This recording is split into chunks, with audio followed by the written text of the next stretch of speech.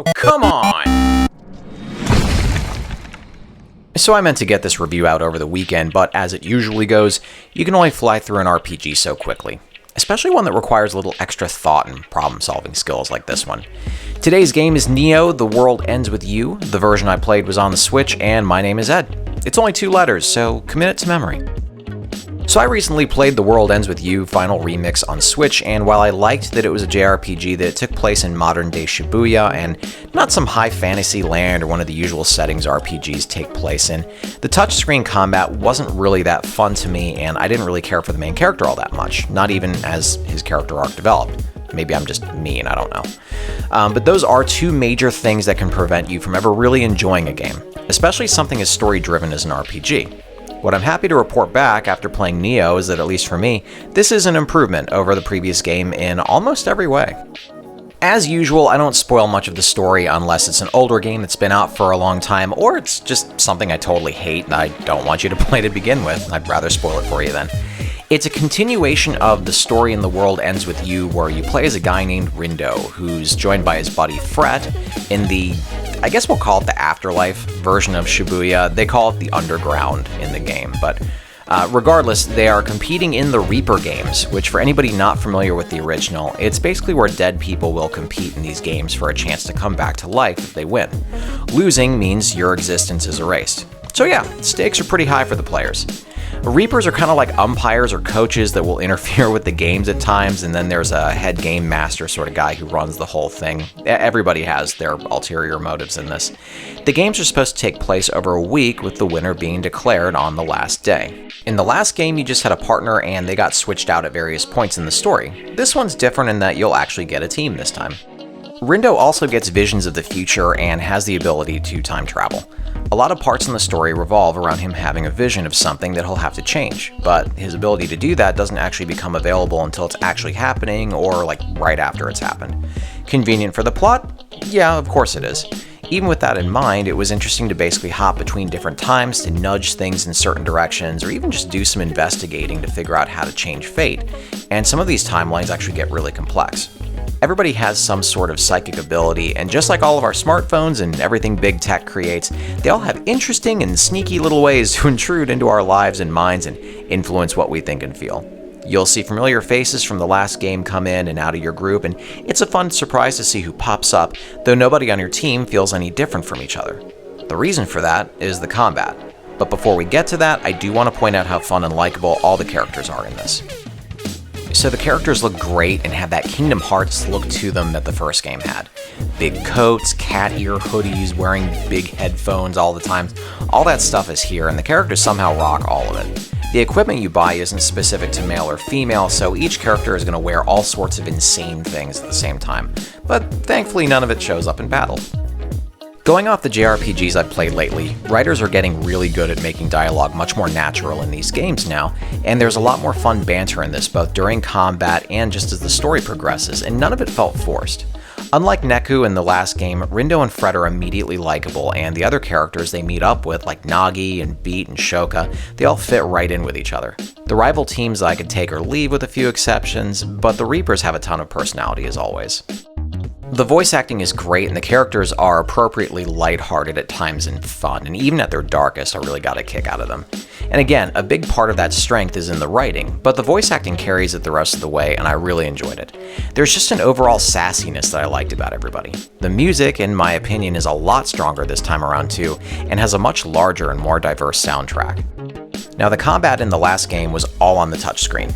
I never played the DS version, but my understanding is that one screen would be you using the stylus to control the main character, while his partner would do their thing on the top screen. And that sounds fun and ideal. Playing on the Switch, you'd have to do some mishmash of controlling them both, and again, I didn't think it was fun having to do multiple types of actions on the touchscreen like that. You're tapping, and then you're rubbing, and then you're swiping. All things I want to make double entendres about, but damn it, I got a game to review. I don't have time for all that mess. Anyways, the combat this time around, regardless of the console you're playing this on, is all done with each character being represented by a face button. You can still run around and dodge, but otherwise the buttons that you use will be determined by the pin that they've got equipped. Pins, just like in the last game, represent different abilities, and there's all types of pins in this, ranging from slashing attacks to fireballs or bombs. There's too many to mention here, and there's a lot of new ones compared to the last game too. You still get XP for beating enemies, but winning a round gets you XP for the pins as well, and they can level up and at times evolve into new pins. So while you're finding ones that'll no doubt be your favorites, you'll see lots of new ones and want to collect as many as you can as well. There's strategy in deciding which pins your team has equipped for any given fight, and experimentation is encouraged and rewarded. And that's mostly where the strategy ends though, because for most of your battles, it's basically just circle strafing your enemies and mashing buttons, waiting for the pins to recharge after they've been used up, and then repeating this until all the enemies are erased. There are times where you'll have to come up with a plan for how to beat something, but more often than not, this wasn't the case and you can just assault whatever you're fighting. It's fun to watch, but it can also be hard to follow on the battlefield. Regardless, fights can get old after a while. Enemies only show up when you hit a button to scan the area, and I found myself skipping a lot of the fights after a while because I was more interested in progressing the story.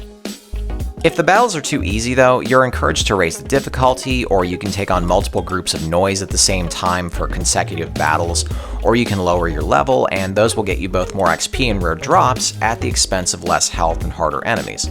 Likewise, if you're more into the story, you can drop the difficulty to easy mode and keep your level at your current max, though you'll probably get bored of the combat if you keep it that way. So when you're not fighting, what's the gameplay like?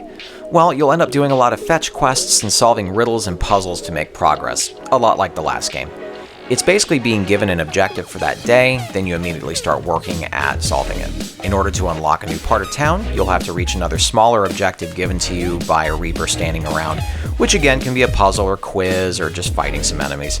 The game will mix it up sometimes and have a sort of turf war where you're just going from area to area, erasing noise and fighting rival teams to claim territory for yourself, and if you score high enough, you'll get some various nice prizes.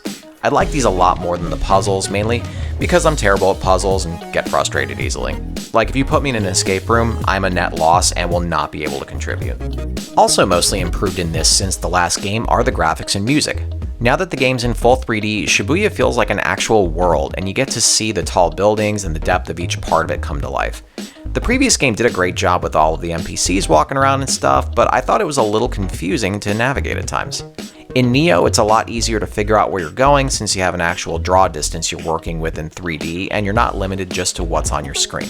There's tons of stores to shop at for equipment and restaurants to eat at, and unlike the last game, food immediately raises your stats once you buy it. I will say that at least on the Switch version, the frame rate is pretty jittery when it's docked, especially during the cutscenes and when you're running around the world in general. I didn't notice it impacting the fights at all, at least. In handheld mode, I didn't see it, so I don't really know what's going on with the Switch version. Also, because of the smaller screen, the game does look sharper in handheld mode. A new addition to the game are all your social connections with other characters. There's an actual social network, it's a menu, but it's more of a web as well, and kind of shows you how everybody knows each other and how they're connected and all that. You get rewarded friend points to unlock new abilities, and they're all pretty useful, like unlocking various difficulties, equipment, or like quality of life options, like automatically selling duplicate pins at shops or staying invulnerable longer while dodging. There's a lot of stuff like that.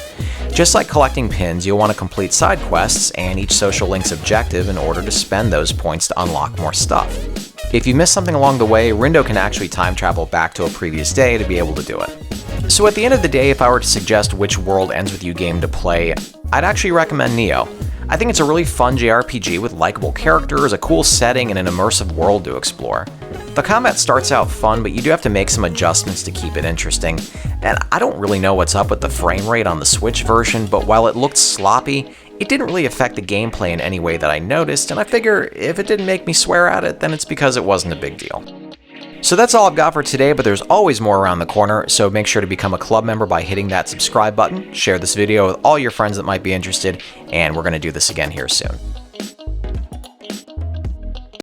Congratulations! You're one of an elite few to make it to the end of the video. Reward yourself by hitting the round subscribe button in the middle, and then check out the other goodies I've got and the links next to it.